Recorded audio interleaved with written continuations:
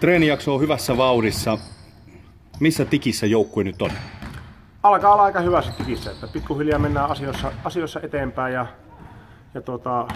pieniä loukkaantumisia on ollut tuossa yhdellä jos toisella, mutta aika hyvin on pojat parsinut itseään ja toisiaan kasaan. Hyvin tapaa on aika pitkälti ollut se fokus nyt tässä syyskuun aikana ja hyvältä vaikuttaa. No, meillä on joukkueessa paljon pelaajia, jotka on tuntenut toisensa jo vuosien ajan. Miten uudet tulokkaat, niin suomalaiset kuin muualta maista tulleet, miten ne on löytänyt sitten tämän vahvan joukkueen rungon?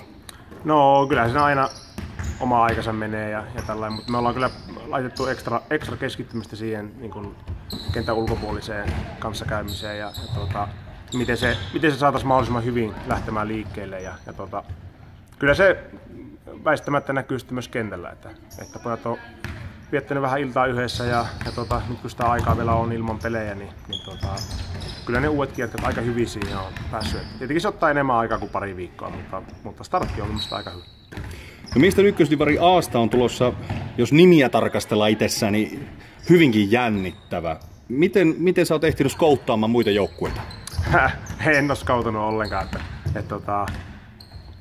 Hyvä kaveri Jebaivi meni tonne Espooseen, niin sen verran tienoista markkinasta, mitä sitten törmää tuolla sosiaalisessa mediassa, niin sen verran on tietoinen, mutta eiköhän me ehditä skauttailemaan sitten, kun pelit lähtee käyntiin.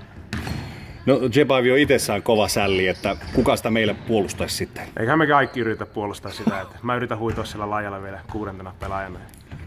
Meillä on vissiin 2 kertaa Espoota vastaan kotona, niin meillä on meidän fanit sitten siinä myös tukena, niin eiköhän se mies saa kuriin.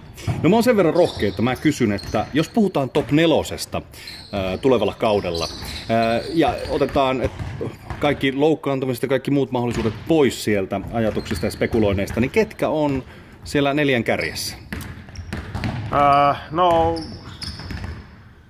paha mennä kyllä sanomaan. Voisin kuvitella, että Espoo ainakin sosiaalisen median hehkutuksen perusteella varmaan ainakin kuuluisi olla siellä. Mä en tiedä, kuinka hyvä joukkue heillä loput tulee olemaan.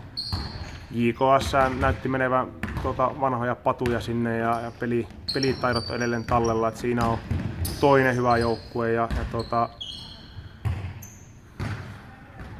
Meidän tavoite ei ole vielä julkista tietoa ja me halutaan se rauhassa tässä syyskuun aikana muokkailla yhdessä.